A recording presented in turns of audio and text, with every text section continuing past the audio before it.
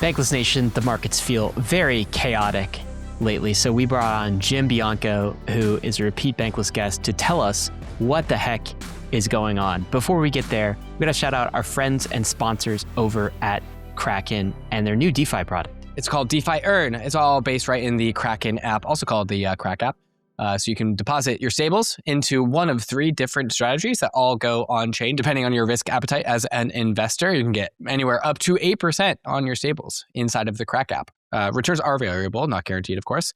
If you want to learn a little bit more, you can go into the show notes and find out more at bankless.cc/KRAKEN. And now let's go and talk to Jim Bianco to figure out what the hell is going on in the markets. All right, Jim, I saw your Twitter, so I know you watched the Super Bowl. I think you called it the worst Super Bowl ever. I tend to agree. But what did you think of the Coinbase commercial? That was also very controversial. Did you see it? Yes, I did. I kind of liked it. And kind of somewhat adjacent to crypto is I kind of like the Claude commercials too. I thought that those were pretty funny as well. But, you know, I wouldn't quite go as far as to say it was the crypto or AI bull, you know, like we had a couple of years ago in 2022 or 2023. But it was, I liked it. What about you? Okay, so I was watching it with my family, and the reaction was basically like everyone was singing along Backstreet Boys. They had no idea what it was. In the back of my mind, I was like, this looks really similar to the previous commercial Coinbase played. So that was kind of out there. And then as soon as the song kind of ended and Coinbase logo shows up and it says, you know, crypto or whatever, my whole family looks at me and everyone groans. So that was my experience with it.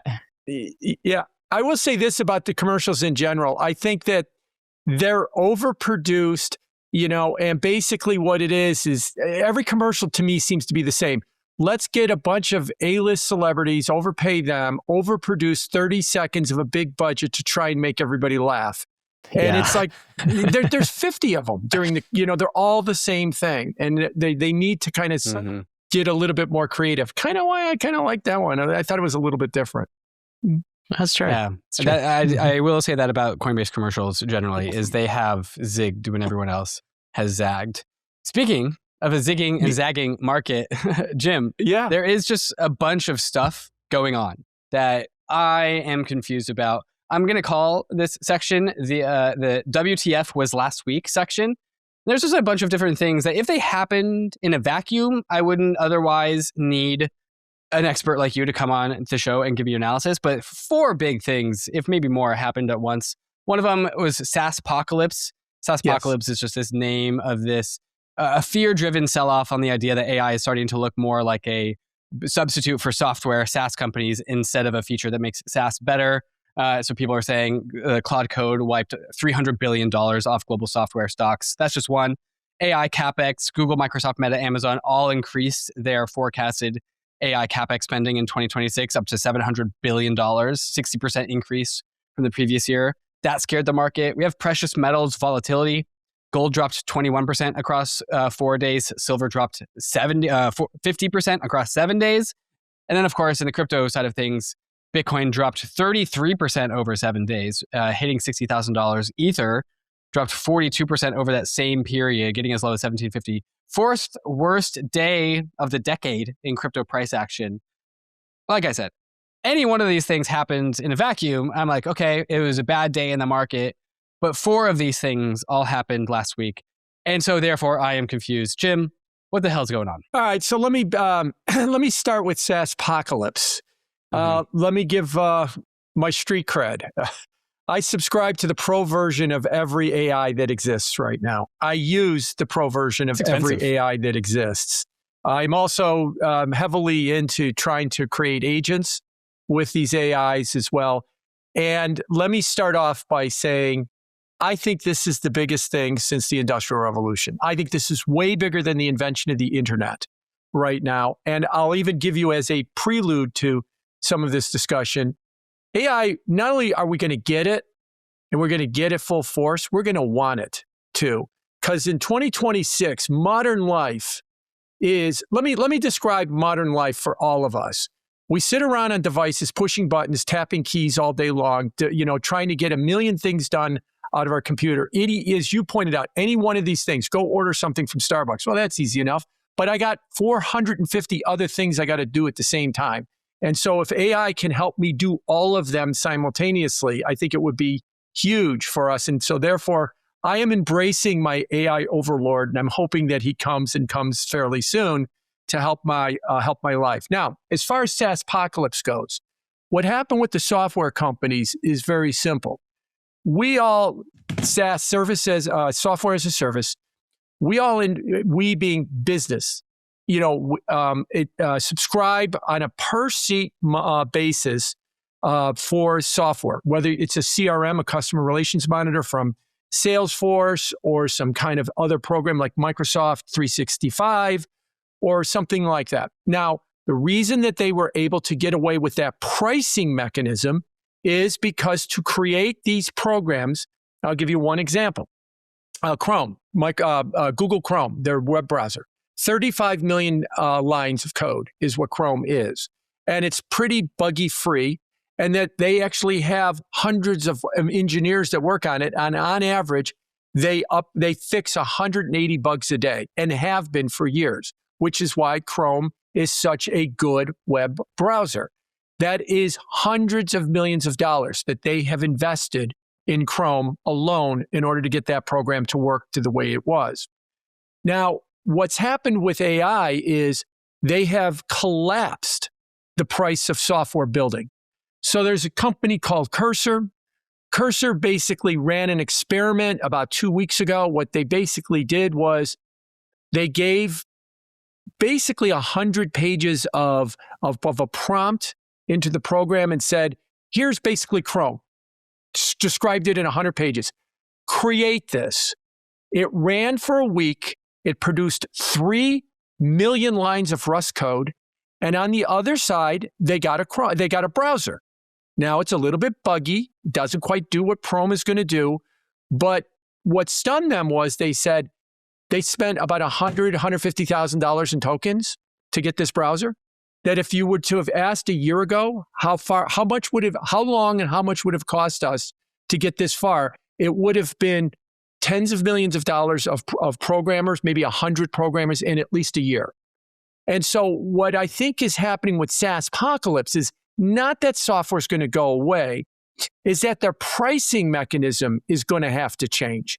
That we're going to charge you per seat. We can then raise the prices on you because we're dug in as a legacy program for you, because the cost of creating software is going to collapse. So are you going to create your own CRM and get rid of Salesforce? Probably not. But you know what? Somebody's going to raise some money as a startup, and they're going to use AI, and they're going to create what Salesforce has for a small fraction of the cost. And they're going to come in and say, get rid of Salesforce. Why?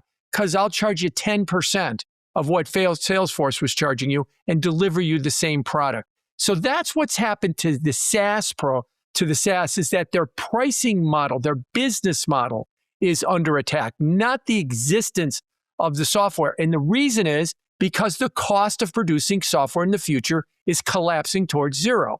Now, I would argue that crypto fell into that same trap.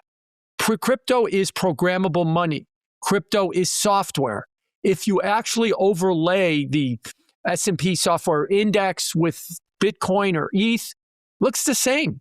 Even though it's been diverging from the NASDAQ, it still kind of follows along with the software index because it's thought of as a version of software, programmable money. And since the price of software has collapsed, I think that got, crypto got swept up in that as well too. So those are, to answer your first two things, I think they're somewhat related. Now, gold and silver, what's been happening with them? First of all, let's put those into perspective.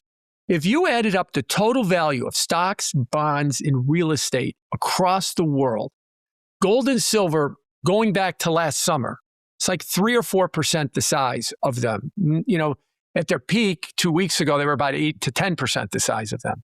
So relatively speaking, it doesn't take a lot of money to move gold and silver. And so therefore, you can have tremendous buying out of gold and silver. And all of my friends on Wall Street are looking at you like going, who's buying? Who's buying? Who's buying? because of this big rally, and I would just say to them, if they were buying stocks or they were buying bonds, it would require so much money to move them, you'd know who it was. Well, the argument has come around that the buyer of gold and silver is Asia, primarily China. Because if you look at the Chinese economy, and I'm a big bear on the Chinese economy, I think they're in trouble. And you look at some of the other Asian economies, primarily Japan, because of their soaring interest rates, a lot of investors in those countries are worried. And they were looking for places to hide. And they looked towards the metals. They also looked towards crypto a little bit too earlier in 2025, excuse me. And so they were the main big buyers. So we're here sitting in the United States all looking at each other going, I'm not buying, you're buying, I'm not buying. And the price has been soaring. And the only people we could eventually identify in the US that was buying gold and silver was a bunch of degens that were just following the trend, but they weren't creating the trend. I think it was largely created out of Asia. What I think happened with that, coincident with what we saw with the SaaSpocalypse and everything, is if you look at the volumes of gold and silver that was turning over, it went absolutely geometric, towards the later part of January, that you were getting daily volume out of the physical gold and silver markets equal to what 4 or 5 months ago was a month of volume. So there was just insane speculation. And what does insane speculation means? To use silver. Silver's like $82 right now we're talking about. Everybody was buying 100 to 110. They were all buying it at 100 to 110. It went to 125 and they felt smart. And now that it's settled out at 82, they're all sitting there with a loss and they don't quite know what to do with it from here. So I think that a lot of these things kind of came together all at once. I think the gold and silver one was a little bit of a coincidence with the software story. In 2024, emerging markets generated over $115 billion in annual yield for investors, with yields ranging between 10 to 40%. These are some of the highest, most persistent yields on Earth. The problem? DeFi can't access them. BRIX changes this. Built on Mega ETH, BRIX takes emerging market money markets and sovereign carry and turns them into composable primitives you can access straight from your wallet. While DeFi investors earn 3 to 6% on stablecoins and T-bills, institutions have been harvesting 10 to 50% yields backed by sovereign monetary policy. BRIX connects these worlds with institutional-grade tokenization, local banking rails, compliance across jurisdictions, and real-time stablecoin settlement. BRIX does the heavy lifting so DeFi can finally access real collateral and structured products on top of real-world yield. Even the best carry trades can be within reach. BRIX brings DeFi's promise to the emerging world and brings emerging market yield to your wallet. Let the yield flow with BRIX. What if you could trade gold, Forex, and global markets with the same tools and speed that you use for crypto? That's exactly what BITGET TradFi unlocks. After strong beta demand, including over $100 million in single-day gold trading volume, BITGET TradFi is now live for all users. Inside of your existing BITGET account, you can trade 79 instruments across Forex, precious metals, indices, and commodities, all settled directly in USDT. No platform switching and no fiat conversions. This is BITGET's universal exchange vision in action. Crypto and traditional finance side by side. You get deep liquidity, low slippage, and leverage up to 500x, letting you apply crypto strategies to macro markets. New to TradFi? Start with gold. The gold USD pair is liquid, macro-driven, and a familiar natural bridge between crypto and traditional markets. Try trading gold on BitGet now at bitget.com. Click the link in the show notes for more information. This is not financial advice. So I painted Jim 4 stories, precious metal volatility, AI CapEx, crypto capitulation, SaaSpocalypse. I'm not hearing from you that there is a coherent reason why these are all tied together. Markets are markets, so, to some degree they are fundamentally intertwined, but really I'm hearing for the most part pretty compartmentalized, siloed market activity. There's no underlying common denominator that's underpinning all of these.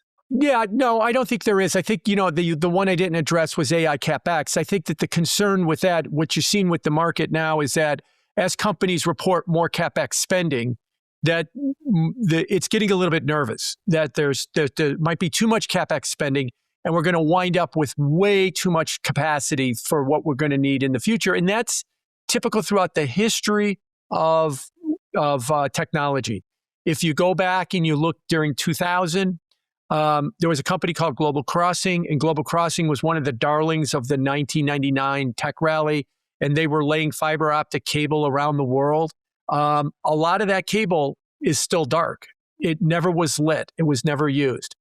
Today, you know, the other example people were using was in 1915, 111 years ago, there was 30% more railroad track in the United States than there is today, even though the country's population was 40% less than it was today. And we move orders of magnitude more stuff. So we overbuilt railroads is what we wound up doing. And so what people are worried about is that we're overbuilding on the AI. So as they get more and more numbers that you start seeing that they're going to spend on CapEx, they're getting worried. By the way, the one to put your head around here is that Google announced that they're going to spend $200 billion in CapEx in 2026. The Russian military budget is $165 billion. So they're spending more than the Russian army at this point. And that doesn't even count Meta and, you know, and Microsoft and the rest of them as well, too. So, yeah, that's why they're getting nervous about it. So you're right. These are somewhat intertwined. But I think that the big thing that kind of excited markets more than anything else was co-work from Claude and Claude for Excel. And last week, they put up some prompts for Claude for Law. And I think a lot of people it finally started to, you know, give them their holy shit moment. I get it.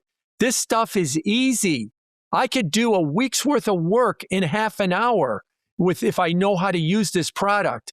And it's going to change a lot of things. And I think that that's what kind of kicked it all off. And I think if you play with these products as I have, I definitely see that. I definitely see that I've already done it for myself. Work that would take me several hours to do, I could get done in minutes right now because of what some of these AIs are able to do. Can we talk about that? So AI CapEx, right? And you've talked about bubbles in the past that we've seen, and I just used the B word, which maybe we shouldn't be doing at this point, but that it is a question in investors' mind. They see the technology, they're using it, they see that it has the ability to drastically lower the cost of building software, it has an effect on existing SaaS companies, allows all of these competitors to enter the fray. But we know that exciting technologies tend to get overinvested, like global crossing, like train tracks in the early 1900s. Where are we on that spectrum with AI? Are we at the phase where we're investing too much CapEx, where we're overbuilding AI infrastructure? And what do you think in 2026? Do you think we're in a bubble, entering a bubble? What's going to happen there? Well, on the last part, I don't know what a bubble is, you know, at this point. But I think to your point about this is that all technology goes through kind of two phases. And I'll use the internet as my example. Phase one is your infrastructure build. And in 99, I mentioned global crossings, JDS, Uniface, Cisco. Cisco was the largest market cap company in the world at the time in 1999, making routers and switches for the internet. And everybody was playing the most overused term on Wall Street, the picks and shovels play, which was a reference to the gold rush in California in 1849. And so they were all playing these infrastructure play, as they are today, centered by NVIDIA. By March of 2000, the infrastructure play got way overdone. And we had a crash. The NASDAQ fell 77% over the next 2 years. But as Jeff Bezos argued in an op-ed about 3 months ago, that was a good bubble. He referred to it as a bubble. He said it was a good bubble because what was left was the internet. Okay, we overdid the investing in infrastructure and we left the world with the internet. What did the world do with the internet? We made companies and business models around the internet. Think Uber, think Facebook, think Google, think all of those companies that have come beyond, and then we had a more sustained kind of content type of rally that lasted 15 years. And maybe you could argue is still going right now because of the internet. Well, the overlay that people are using with AI is we're overdoing the infrastructure play. And the infrastructure play is even getting now to energy and everything else. We got to buy nuclear stocks, buy uranium, because we need that to fund the energy needs for everything. And when that peaks and goes down, and this is why I said I don't know what a bubble is. I get it that we might have overdone the infrastructure play. we're going to leave the world with AI. There's going to be data centers running AI when the infrastructure play goes. And there's going to be people like Anthropic and like others that are going to look at these tools and they're going to raise money as a startup and say, I could compete with Salesforce, or I could compete with JP Morgan, or I could compete with whoever, because to spin up the software that I need to compete with them is going to be a fraction of the cost that they spent, and I will have a much lower cost basis and be able to walk into people and say, I can give you the same thing. Well, why would I want to change to you? Because I could give it to you at much less price. That's why you want to change to me. And that's where that's where I think the bigger rally from this technological boom of AI is going to come from, is when we get those content companies coming. Now, we're not there yet. Maybe Anthropic with agentic AI is the beginning of that. I mean, agentic AI has been around, but it seems like Wall Street's kind of discovered it in the last 45 or 60 days as being a potential threat or game changer. But I think that that's where we're going to be going with this. So it's not going to be about, in the future, like in a year or two, about what new chip does NVIDIA make. It's going to be about what new idea has somebody raised money on that they're going to use AI to build what, for what cost basis, or maybe whole new things that we haven't even thought of. And that's why I think that, we need AI. I think it's going to be good for us in the long run. And I say that because everything I read is all gloom and doom. We're all going to be unemployed, and Elon's robots are going to do everything. And what are we going to do with ourselves? And how are kids that are graduating from college going to get new jobs and stuff like that? That stuff will sort itself out. It always does when you get new technologies, because new technologies create new industries. They create new jobs. The history of new technology is it's a net creator of jobs. It's not a destroyer of jobs. Now, the risk is that the job loss comes first, the job creation comes second, and in the middle, there's a lot of angst and unhappiness that you get as you go through that transition. But the people that are best equipped to deal with that transition are younger people, because they're not encumbered by legacy. They're not encumbered by business models that have been in place for a long time. That's why I like to say all new technology companies are always, CEO'd by somebody who's 35 years old. And all old legacy companies are CEO'd by somebody who's 70 years old, because the legacy companies' business models don't change. And so I worry more about the over 60 crowd. And I say to the over 60 crowd, being one of them, because I'm over 62, your business model that you've spent your career is about to dramatically change. Are you ready to reinvent yourself? I know 28-year-olds are ready to reinvent themselves. I don't know if 68-year-olds are ready to reinvent themselves. So that who I think is, so I'm kind of coming at this and saying, I think it's the opposite. Everything I read is kids are graduating from school and they're never going to get jobs because of AI. I'm like, no, they're going to get jobs, and they're going to show you how the business is working. They're going to push the 68-year-olds to the curb because they're not going to be able to adjust to this new business model that we have coming. Jim, I think you'll have a lot of listeners that actually buy the narrative that you just gave in the explanation. I think I'm probably one of them, but let's talk about that, because that does not necessarily imply that you should own NASDAQ as an investor at S&P. And so let's talk about what happened in the era of the internet, exactly as you described. Let's say an analog is happening right now. It would have been great to sell Cisco in 2000, to sell the NASDAQ in 2000, once you started to identify this overinvestment in infrastructure, and then to go back and buy the app layer, say in 2022, once some of the dust had settled, 2002, once some of the dust had settled. So pick up an Amazon, pick up a Google. That would have been the best way to actually play that. And so at some level, there's a lot of people listening and they get what you're saying. They actually agree with it. But then they're asking, the confusion that I have right now, and maybe the market's trying to sort this out too, is like, okay, what should I buy? Because ideally, I want to time some of those things, or try to time some of those things. I want to sell NASDAQ and S&P once it gets overheated on the infrastructure level, let the market reset, and then redeploy into the app layer a little bit later. Let's say it plays out in the same way as the internet. So it's still kind of a question in my mind of like, if everything that you say is true, how do you allocate to stocks and to tech companies right now? at the other side of things, it is so painful to be out of the market when you see the stuff that these AI companies are dropping on almost a weekly basis.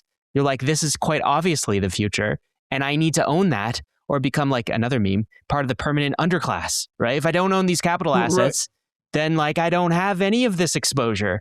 And so I think a lot of investors are uncertain as to what to do with this. And maybe your answer is to just buy and hold through the volatility, but like, what do you think? Well, a couple of things real quick. Cisco peaked in 2000, and here we are in early 2026. It's still lower than its peak in 2000. So 26 years later, and it hasn't yet.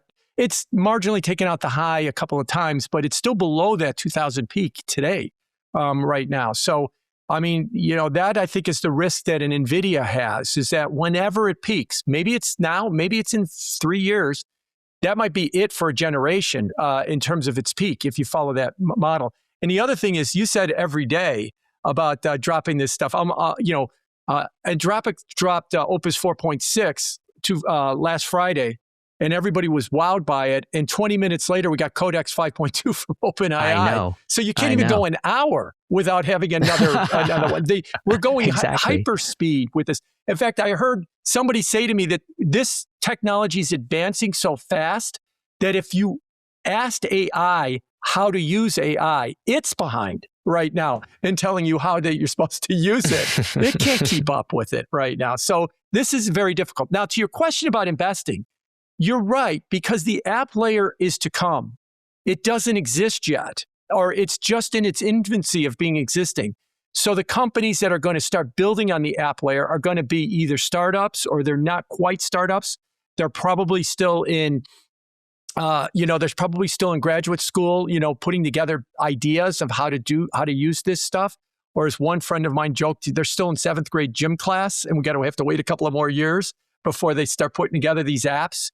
So what's Wall Street been doing is you've seen the broadening of the rally in the stock market, meaning that as the technology and software companies have been struggling, the traditional companies have been rallying. So the Russell 2000, the value stocks have been going up, the mid-cap stocks have been going up under the idea that these companies all spend a lot of money on legacy software.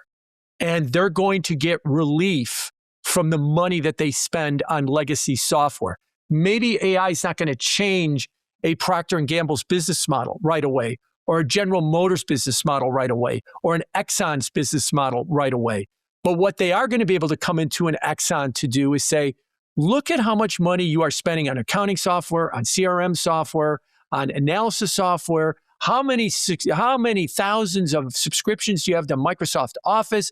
On and on and on. Here, I can give you something for a lot less and save you tens of millions of dollars. So that's why they're starting to buy into that argument. That's all they've got right now. But you're right, the app layer is coming with a lot of this stuff.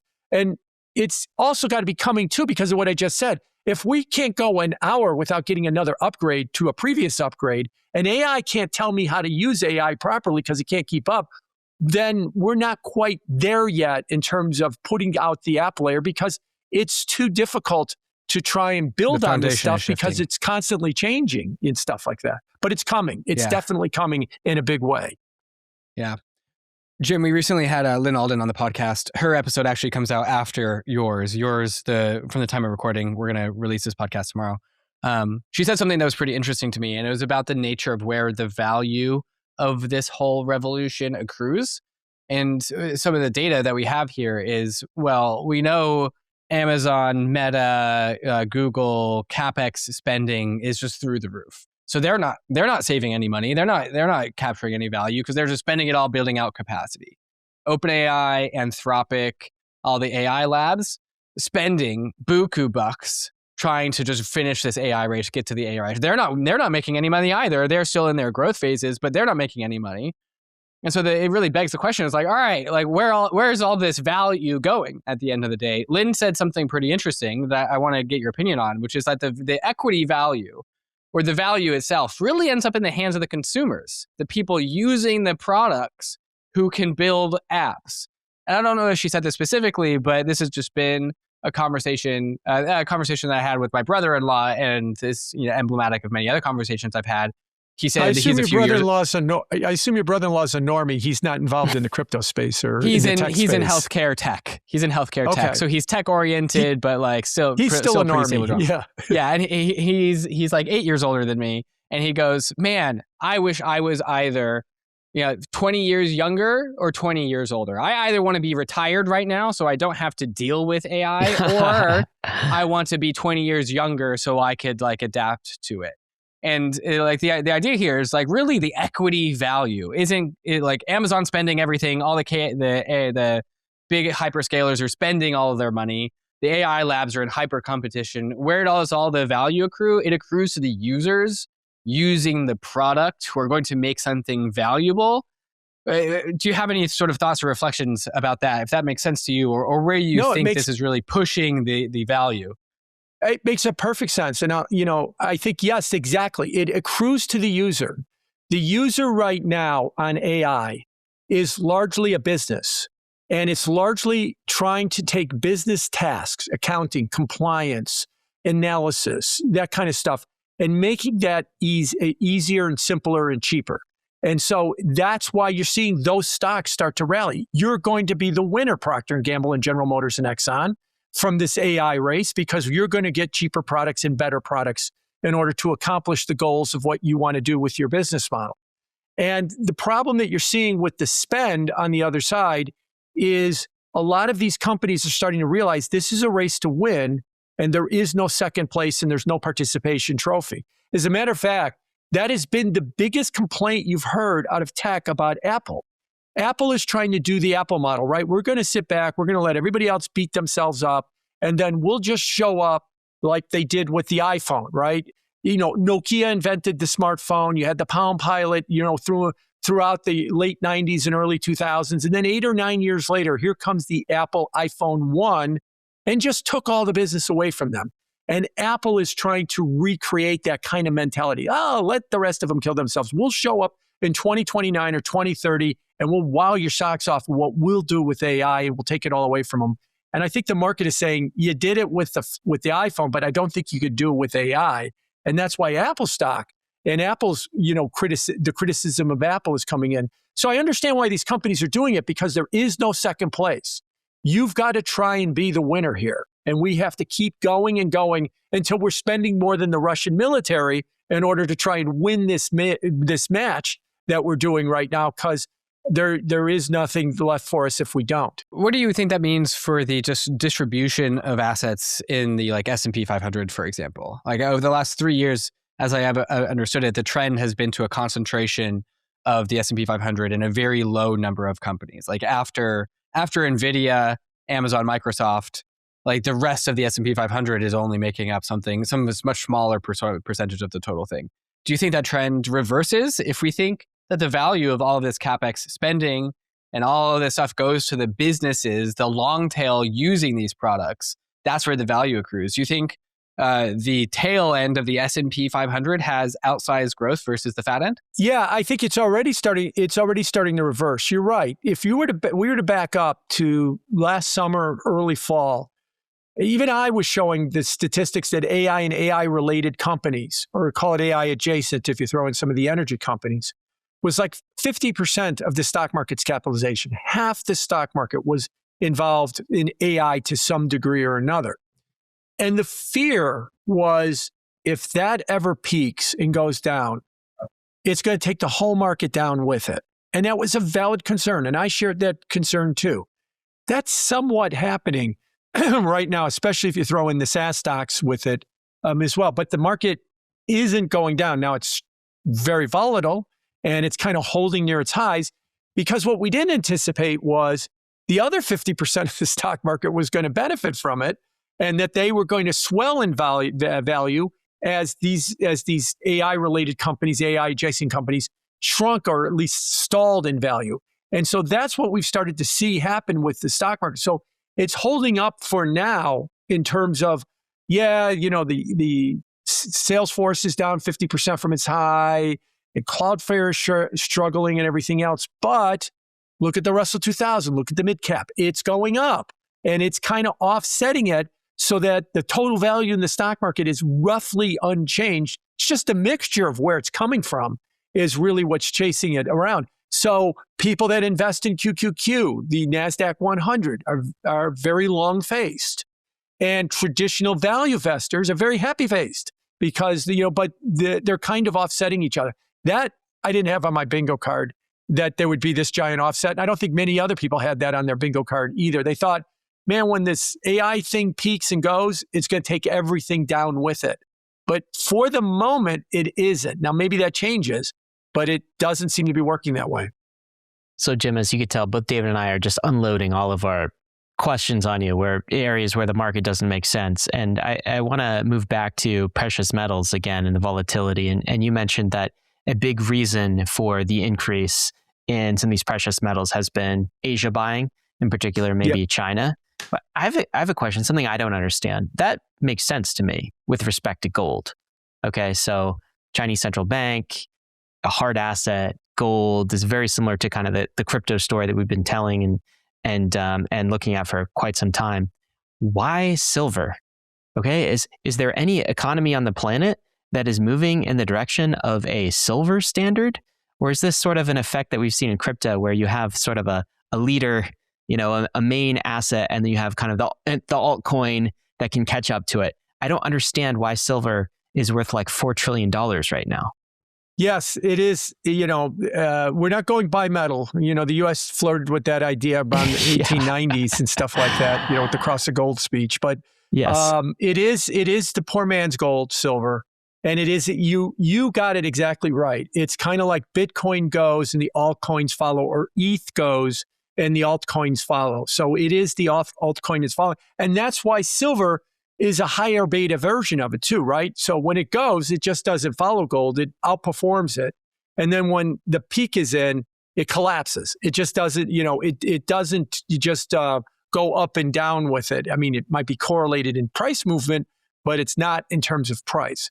And so that's where I think you've seen that happen with silver as well. So, and there's a lot of, don't kid yourself. You guys know better than me because of you're in the crypto space. There's a lot of degen mentality out there in the world. I got to buy gold to protect myself. But, oh man, look at what silver's doing. Maybe we should buy that instead. And that's where you've seen a lot of that going. But to emphasize, I think the genesis of the movement was that the Chinese economy is struggling. The Chinese economy has got a terrible real estate problem.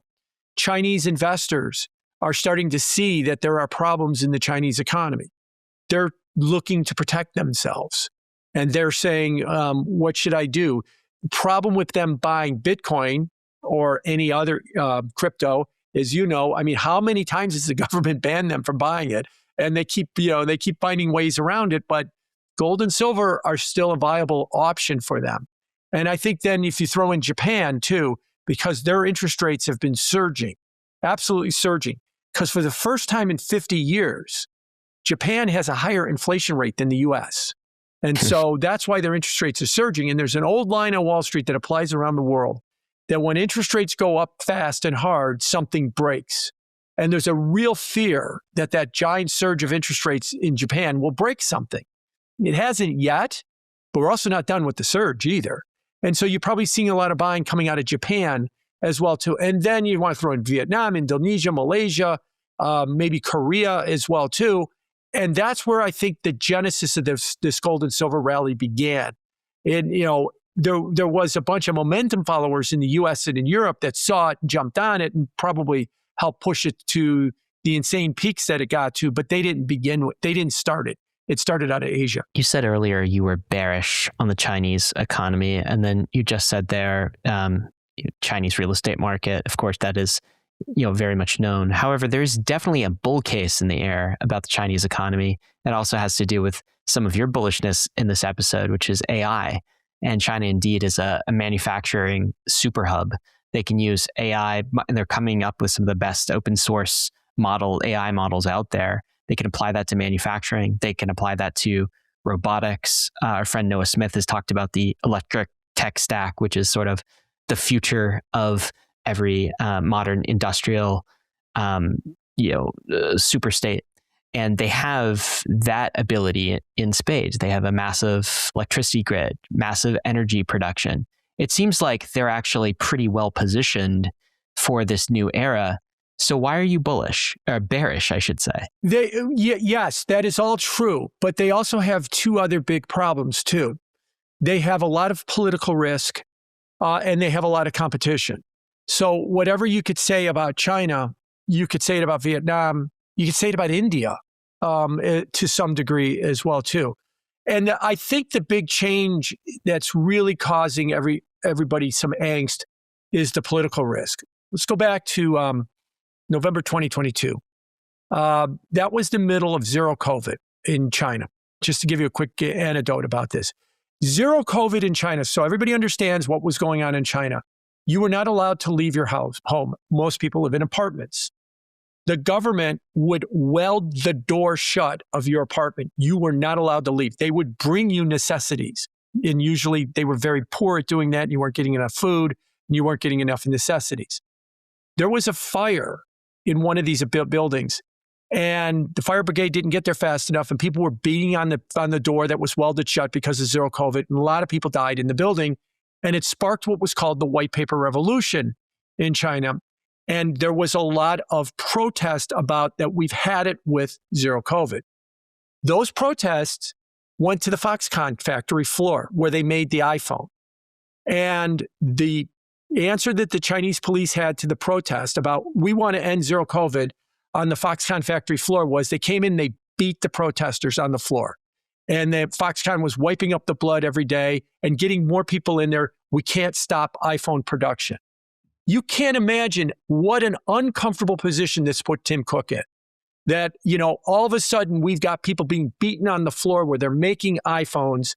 And that prompted Apple to say, we got to get out of China. And they're now starting to move their production to India as far as they can. So there's huge political risk in China right now. Their economy is growing at 4 or 5% a year. Those are official numbers. Those numbers are probably goosed because they're official numbers.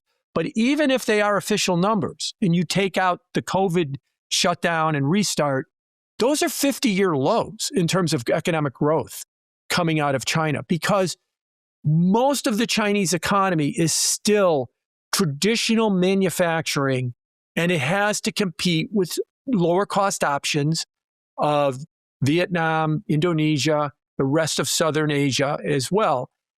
And on top of that, now you've got the political risk that's going on with China.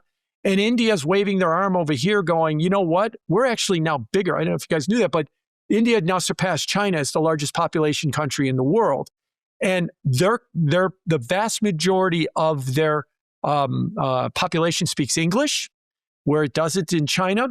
And they're at least a democracy, where China is not a democracy. So China has some things going for it. You're right.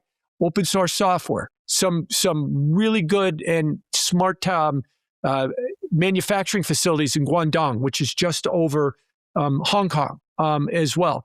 But it also has political risk.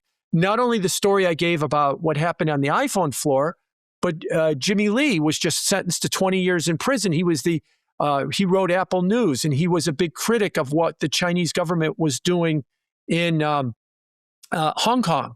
And he was first put in solitary confinement with boarded up windows for 5 years, and then was announced that he was going to go to jail for 20 years. He's 78 years old, all because he dared to criticize the government.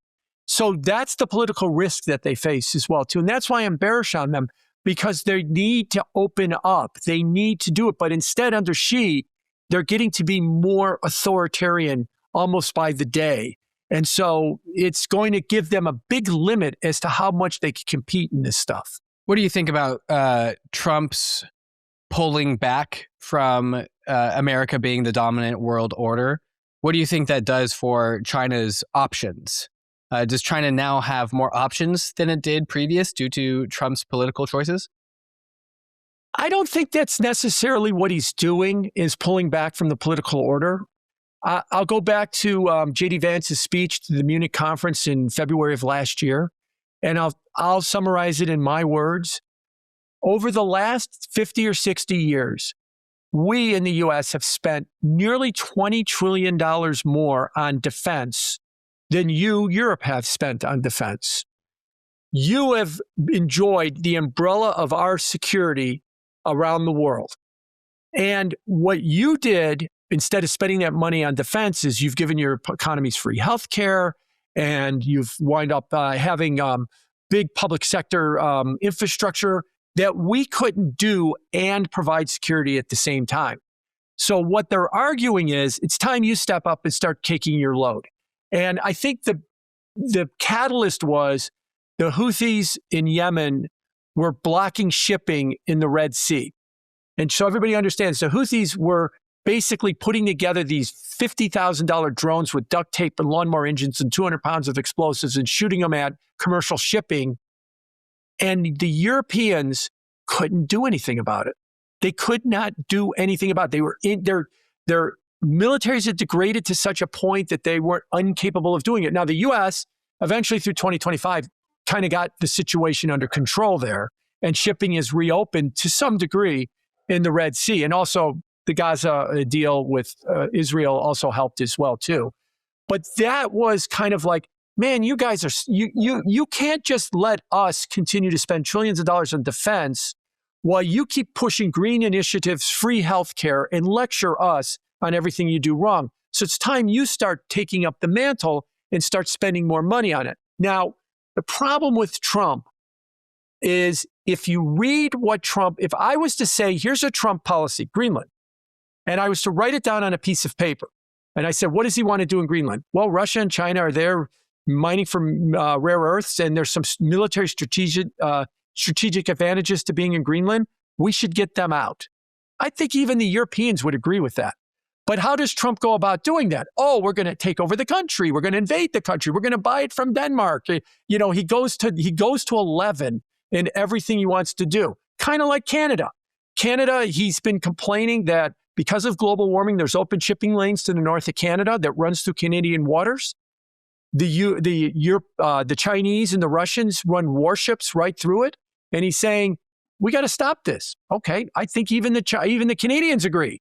But how does Trump decide that we need to stop this? Calls him the governor of Canada, wants to make it the 51st state. He goes immediately to 11 on a lot of this stuff. So the reason I bring this up is I don't think he's trying to push them towards China or trying to fracture the relationship. He's trying to make it more equitable. But by doing that, he's doing it in the Trumpian way, by going to 11 to force you to wind up making it more equitable and rubbing everybody the wrong way. Now, there's two arguments to be made. You're doing it wrong and you're just pissing everybody off, could be one argument. But the other argument is, Scott Bessett's argued this too, if we did it the nice way, all we would do is talk for 2 years and then put together a working group to discuss it for 5 more years. And we don't want to do that. We want this to change. So maybe we have to be a bit abrasive to get these changes with the Europeans. I understand that argument too. So I'm going to tell you, I'm really in the middle on where we should be going with this thing right now. But I don't think at the end of the day that it is as catastrophic as it's being painted to be. I think the Europeans understand exactly what he wants, and they just don't want to do it. And they want to try and get away with less defense spending. Or in the case of the Spanish, they want to say, yeah, we'll spend more on defense, but we'll call that cybersecurity and green initiatives. That's all part of defense and stuff. No. Defense means raising an army and buying weapons. That's what defense means. And then using them to project your power around the world, because that's what we've done since the end of World War II. And it's time that you start taking up that load. So the next time the Houthis decide that they want to shut down shipping, you fix it. We don't have to go in and fix every one of these problems. That's ultimately where he wants to go with this. We had the 4th worst day this decade in crypto last week as well, Jim, as David mentioned. And what was incredibly odd about this is there was nothing visible that broke. So you put out this tweet saying it's the 4th worst day this decade. In fact, it may have actually graduated to number 3. The other worst days were the FTX failure. That was in November of 2022. Terra Luna collapse. That was 2022. And the COVID shutdown, 2020. This time, it didn't seem like anything terrible was happening. And so there's a question of like, did something break and what broke? I want to link this to another idea that you've talked about, which is the idea of synthetic Bitcoin. Like I've seen people like Arthur Hayes talk about this, which is like now crypto assets, in particular Bitcoin, is a traditional finance asset. There's an IBIT ETF, has a massive amount of liquidity. And so some of this breaking could have happened off-chain in TradFi world where crypto has less visibility.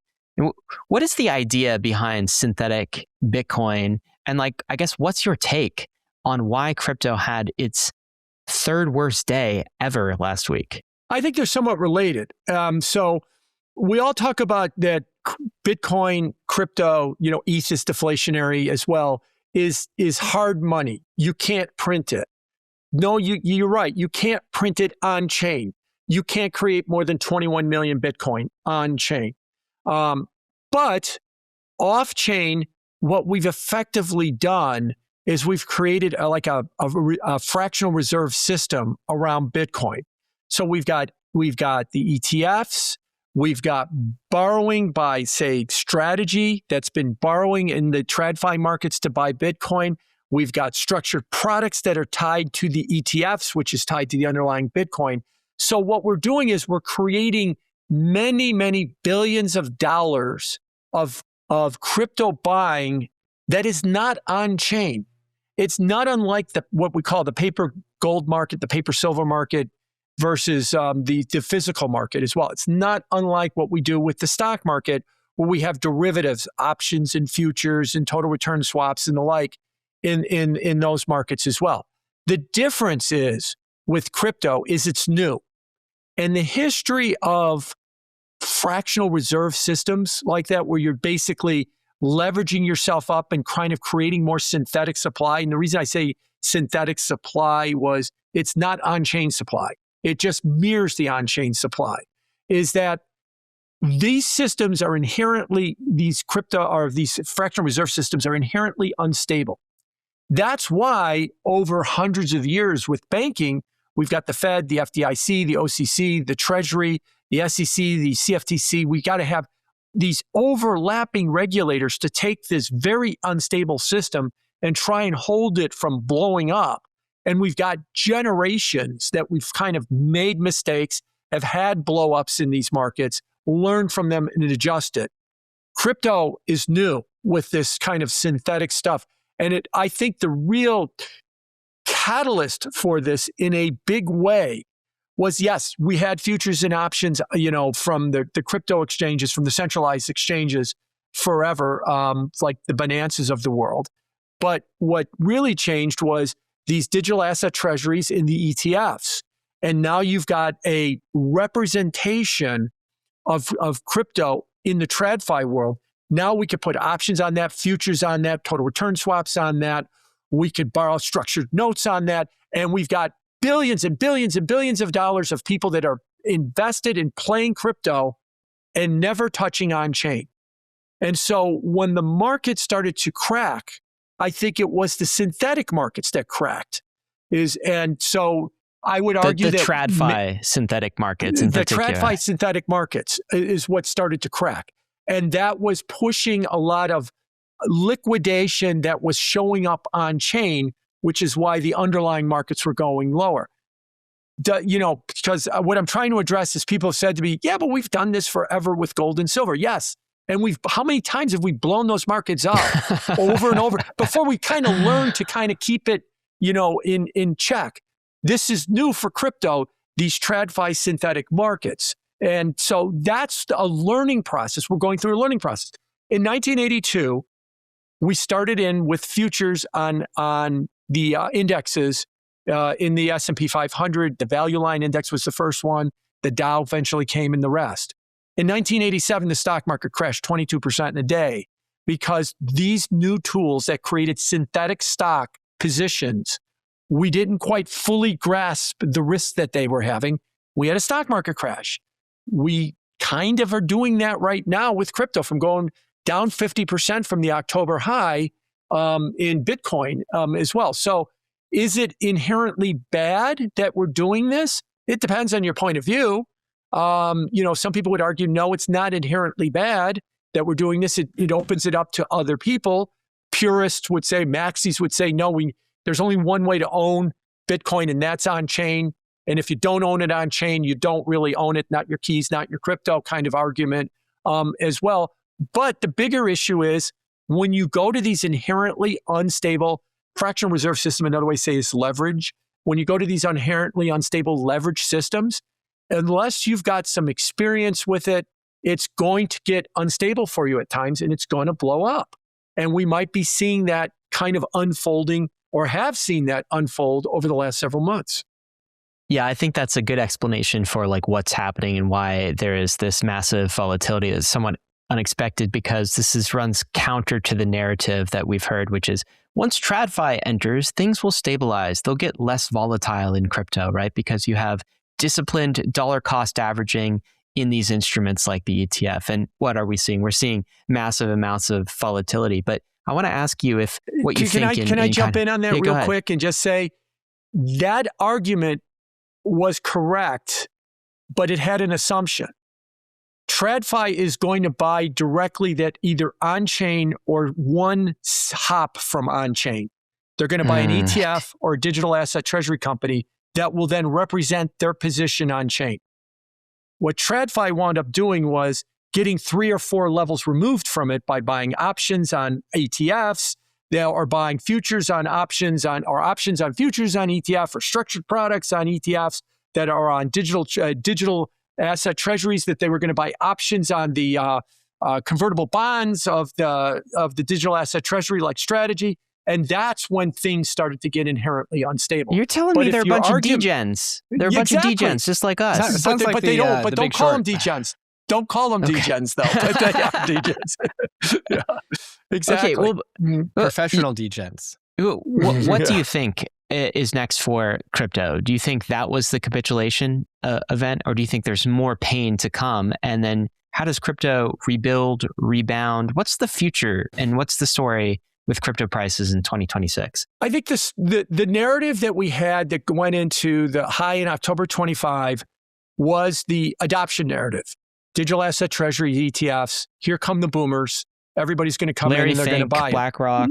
Right, exactly. All of that was the adoption narrative. Now, I actually think the adoption narrative was ended around that big surge after the election in November 24 to 100,000.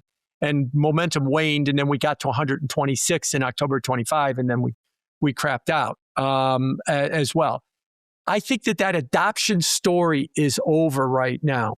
Just like the DeFi summer story, the cycle before is over now.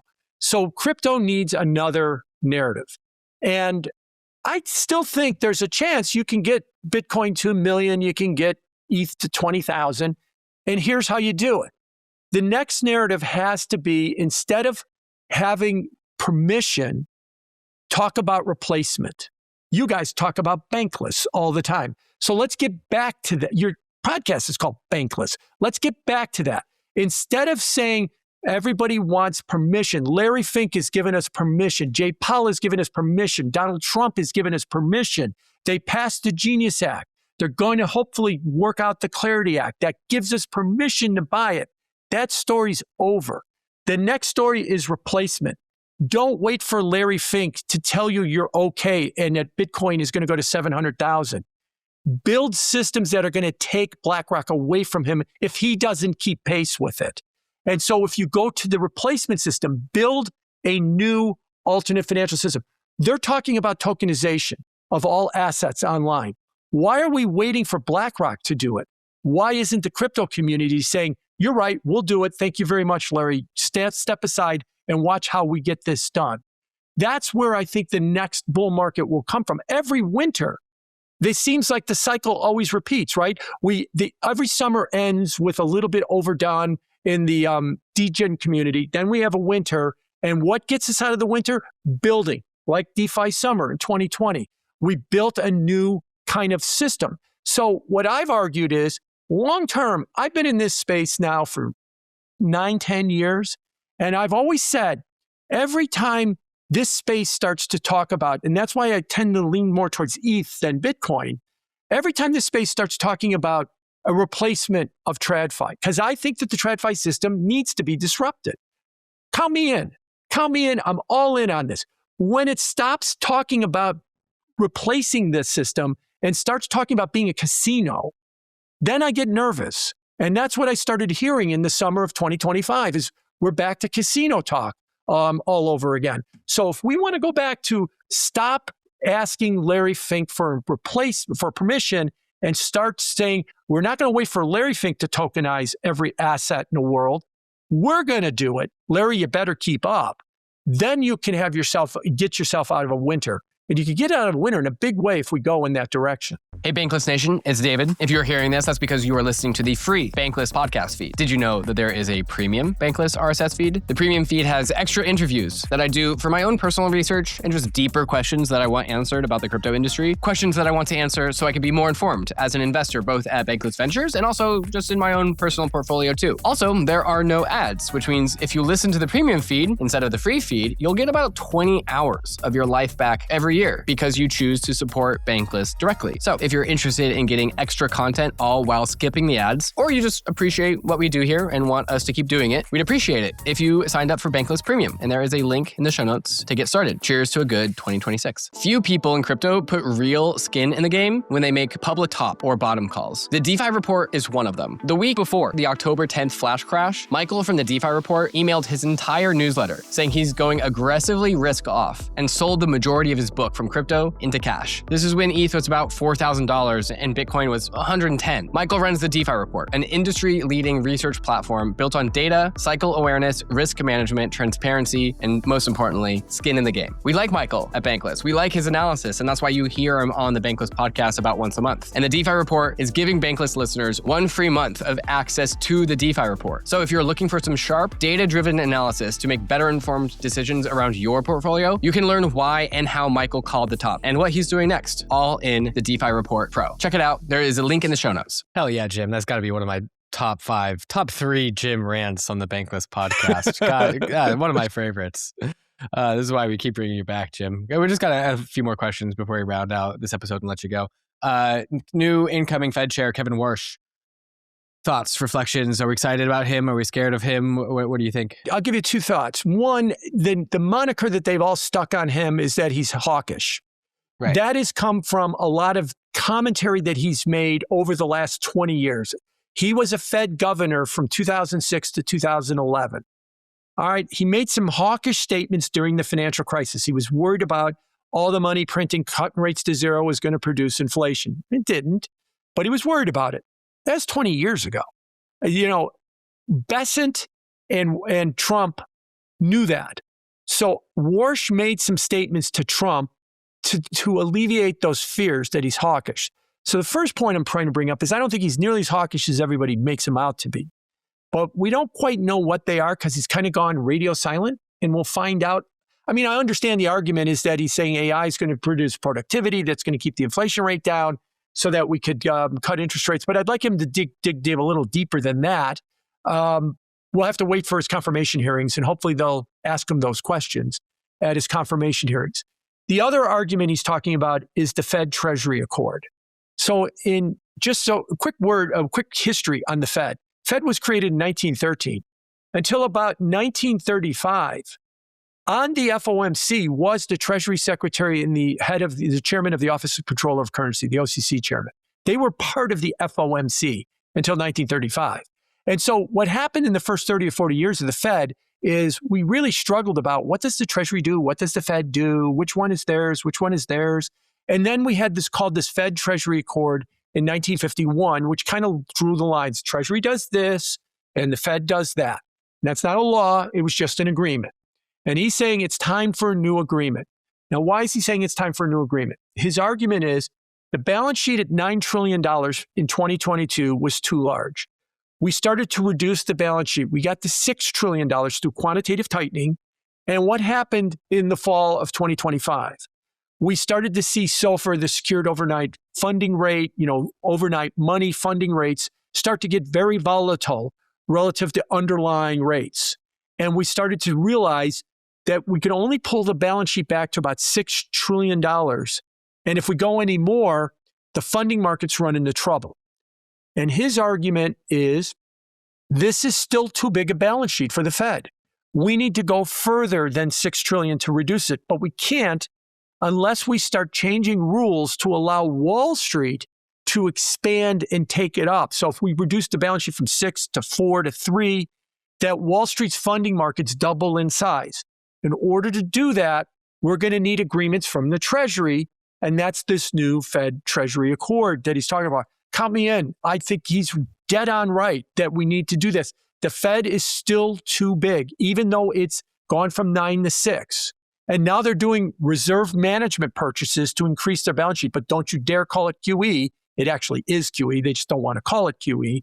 And so because they're afraid that the funding markets, the plumbing of the financial system is going to get kind of wobbly.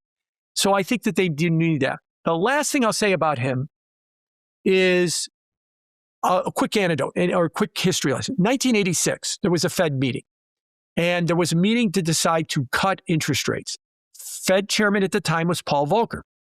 Volcker voted to not cut interest rates, but the open market committee voted to cut rates. In other words, the chairman was on the losing side of that vote. Volcker got up in the middle of that meeting and resigned. Walked into his office, called Jim Baker, the Treasury Secretary, and resigned 2 minutes after the meeting. The other FOMC governors convinced him to come back into the boardroom. They had a second vote a few minutes later, and they reversed themselves. They voted to not cut interest rates. Volcker unresigned, and Baker accepted it. And Volcker stayed on for another 18 months. But from that moment forward, the way the Fed works is the Fed chairman decides what they're going to do. And so everybody can spend the 5 weeks, there's 6 weeks between each FOMC meeting. You can spend the first 5 weeks convincing the Fed chairman of your position. If you don't, he'll decide, everybody salute it, and we get a 12-0, 11-1 vote. Coming into 2025 and the second half of 25, we've been arguing whether or not we're going to have a problem with Fed independence. And what we're seeing is the other voters are starting to independently started to say, I'm going to dissent. I have a different opinion. I actually think that the biggest problem the Fed had is this structure that the chairman is all the power. This was most evident in 2021 when Powell said that inflation was transitory on its way to 9%. Was it that everybody at the Fed thought that? No, not at all. I don't know Powell, but I know enough people at the Fed that they were not on board with this. But the chairman bequeathed, we are in transitory. And so go out and give speeches and tell why it's transitory. And if you don't think it's transitory, keep it to yourself.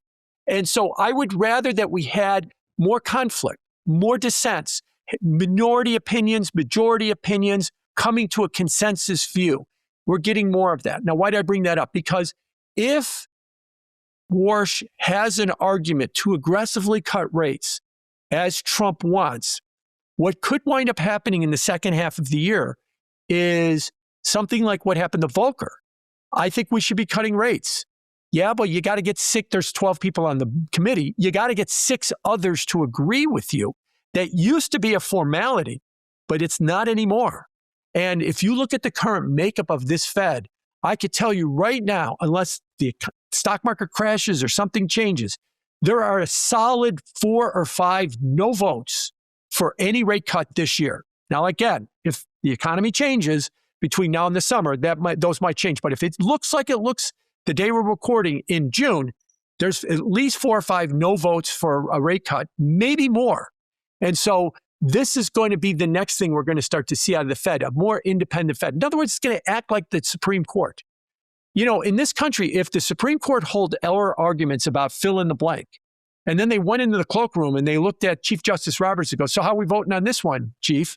We wouldn't tolerate that for 1 second if that was the way the court worked. But that's exactly the way the Fed has worked. And maybe the Fed will start working like the Supreme Court. Everybody will vote what they think is best. Remember, Fed governors and Fed presidents, technically, your boss is the American public. Your boss is not the chairman of the Federal Reserve. And so start acting like that. And then you can vote however you think, and you could put out a statement to explain yourself. And those that vote with the chairman can put out statements to explain themselves, and you can come to an agreement as to how Fed policy is going to be. So I think with Warsh, we're going to see a very different type of way that the Fed is going to operate as we get into the rest of 26 and into 27. Jim, we've covered tremendous territory here. We've talked about SaaSpocalypse and AI CapEx and crypto and precious metals and now the Fed. So let's wrap all of this chaos up into a portfolio. How are you playing this? What assets do you think look attractive right now? What are you holding?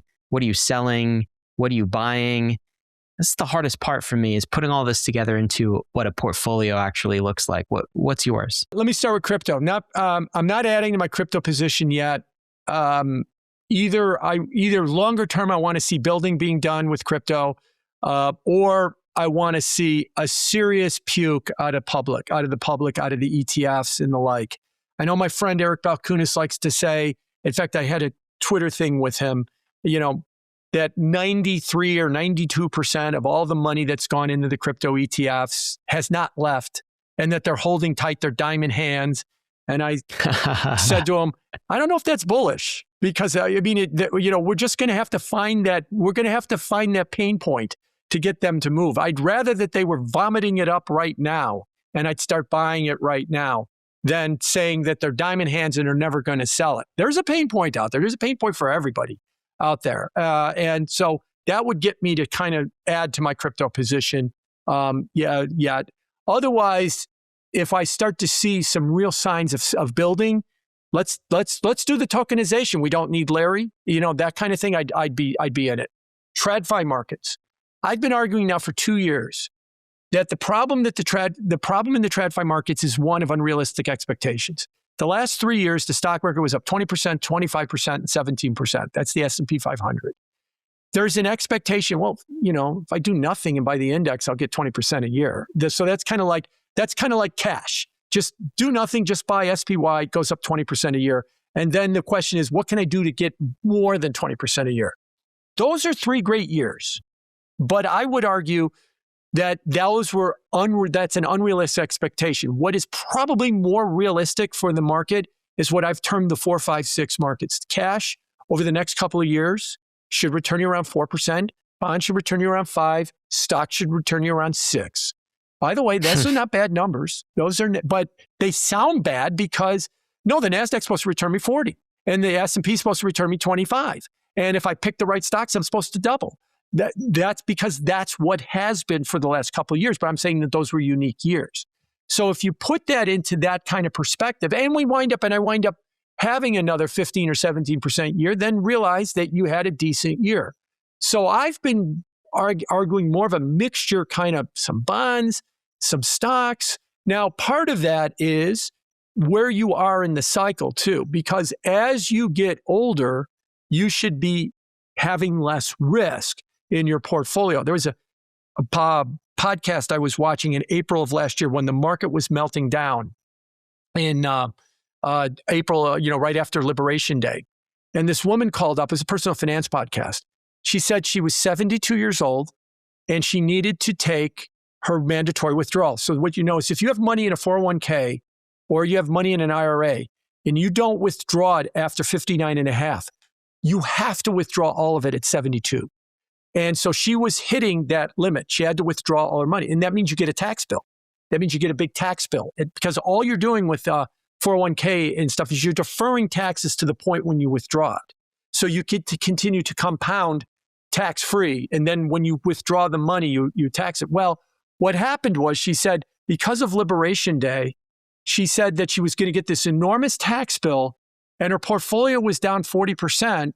And between that and her tax bill, she lost half of her net worth in a month. Oh my God, that's like a bad airdrop.